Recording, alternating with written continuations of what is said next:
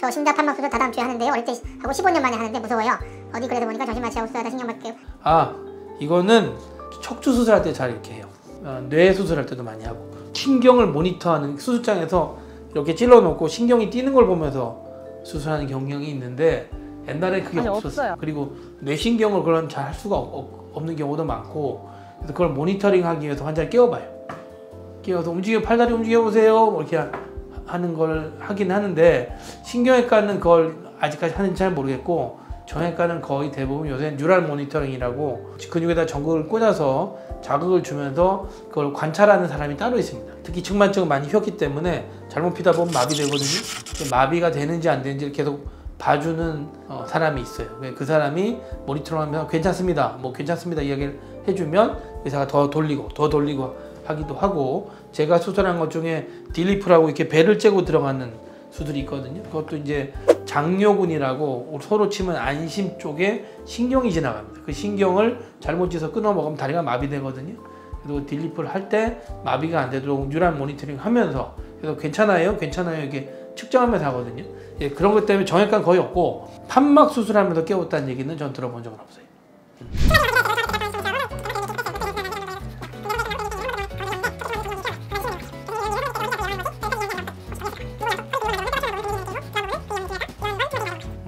교과서에는 측만증이 성장이 끝나면 더 안 한다고 돼 있는데, 각도가 크면 진행하는 경우 있어요. 그래서 각도가 얼마나 되는지 제가 몰라서 말씀을 못 드리겠지만, 각도가 크다면 병원에 가보시는 게 좋다.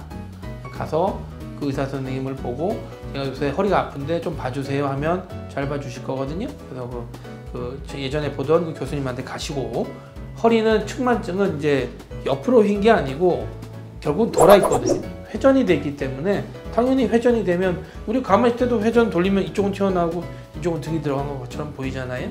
그것처럼 그거는 회전 때문에 생긴 당연한 변형이다 생각하시면 되고, 만약에 뭐 왼쪽으로 돌아 있다 그러면 오른쪽 근육이 짧아져 있을 거니까 오른쪽 코어 근육을 강화시켜주고, 왼쪽은 스트레칭 해주는 방법으로 제어를 하면 되니까, 그거는 그 선생님하고 잘 의논하시면 전 될 것 같다고 생각합니다. 선생님 혹시 측만증 수술한 사람도 등산하는 게 괜찮은가요? 체력이 떨어져서 유산소 운동이 좋다고 주위에서 말 건네는데, 위가 전부 고정돼 있다 보니 맨끝 디스크가 약할 수 있다고 조심하라고 들었는데, 어떤 운동이 괜찮은지 궁금합니다. 옛날에 박인비라고, 우리나라 골프 1등 하는 박인비라고 있어요. 그 사람하고 1, 2등을 다투는 스테이시 루이스라고 있어요. 걔가 측만증 수술했습니다. 수술했는데 불구하고 세계 1등 골프를 쳤거든요. 그러니까 랭킹이 그 정도였으니까 우승도 많이 했겠죠. 골프 대회 1등은 아무나 하는 게 아닙니다. 국내 대회 1등도 우승하기 어려워요. 그걸 몇 번이나 하고 세계 1등을 했다는 건 피지컬한 게 대단하다고 생각하면 되거든요. 근데 수술을 했잖아요. 근데도 골프를 쳤다는 거는 여러분들이 뭐 그렇게 제한이 없다고 생각하면 되시고, 타이거 우즈도 허리 수술했고요. 그 다음에 전방 십자인대 수술도 있거든요. 자넬 리라고 우리나라 그러니까 한국계 미국 여잔데 한 마디 빼놓고 전체 수술한 걸로 저는 알고 있거든요.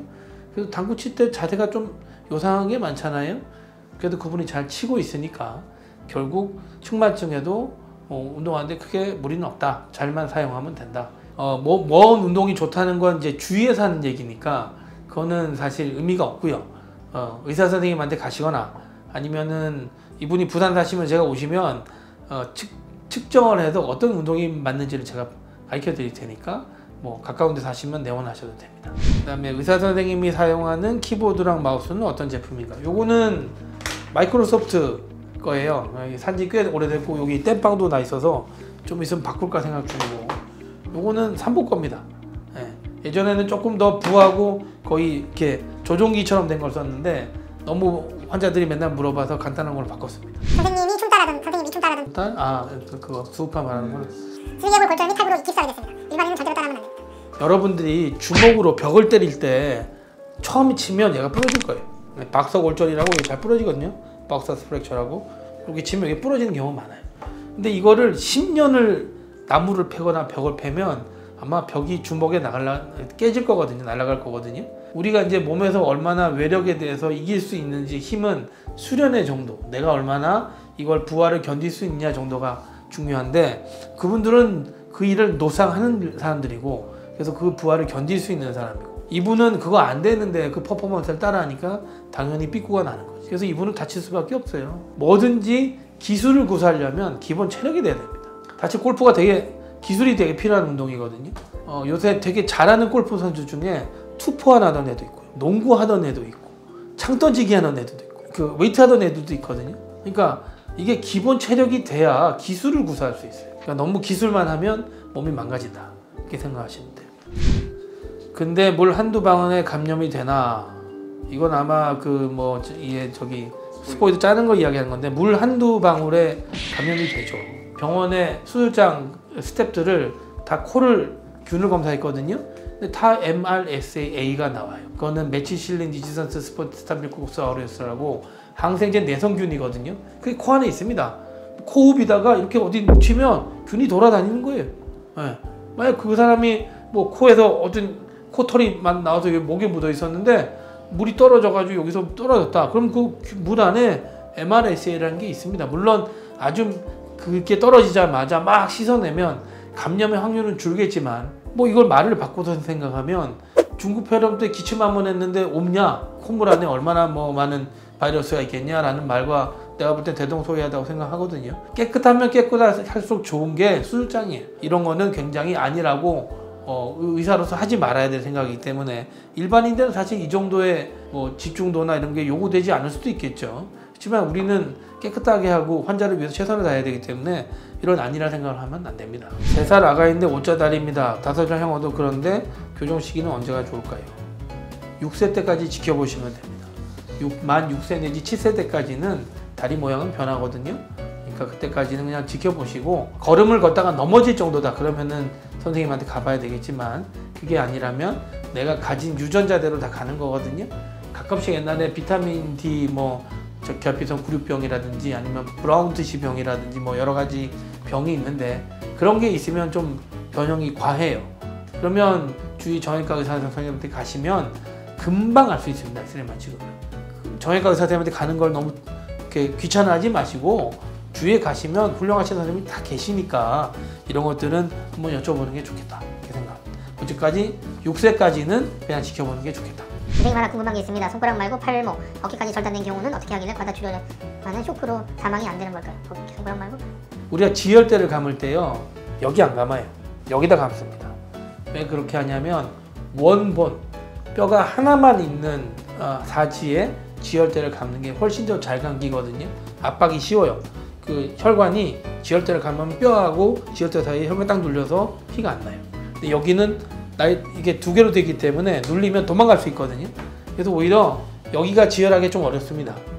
여기가 날아가는 게 훨씬 편해요.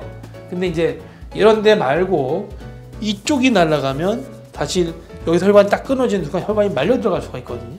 그러면 사실 지혈하기 어렵죠. 여기서 가서 계속 피가 팡팡팡 나고 심장에 가까울수록 사실 지혈이 어렵거든요. 제가 저번에다 말씀드렸는데 그 블랙호크 다운이라는 영화 이야기했는데 블랙호크 다운에서 보면은 여기 총을 맞았는데 대퇴동맥을 뚫고 갔어요. 그건 못 잡으면 환자 죽거든요. 왜냐면 이게 대동맥에서 가깝고 이 골반으로 기어 들어가 버리면 그때부터 못 잡거든요. 근입으로 갈수록 사실 출혈량이 많고 위험하다. 그래도 여기까지는 좀 괜찮다.